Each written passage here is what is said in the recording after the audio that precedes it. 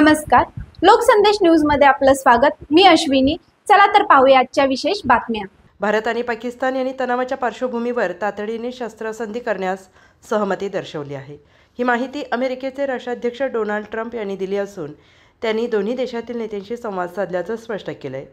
राष्ट्राध्यक्ष ट्रम्प यांच्या म्हणण्यानुसार भारत आणि पाकिस्तान यांनी संयम बाळगण्याचे आश्वासन दिलं असून सीमारेषेवरील हिंसक घटना थांबवण्यास तयार झाले आहेत आणि हे संपूर्ण क्षेत्रासाठी शांती साधण्याच्या दृष्टीने महत्त्वाचं पाऊल आहे।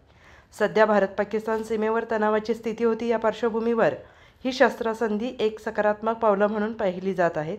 अधिकृतपणे दोन्ही देशांकडून याबाबतची घोषणा लवकरच अपेक्षित आहे। अमेरिकेच्या मध्यस्थीनंतर ही शस्त्रसंधी झालेली असून आंतरराष्ट्रीय समुदायाने याचे स्वागत केलं आहे। अशाच विशेष घडामोडींसाठी आमच्या YouTube चॅनलला सबस्क्राइब करा, फेसबुकला लाईक करा आणि इन्स्टाला फॉलो करा।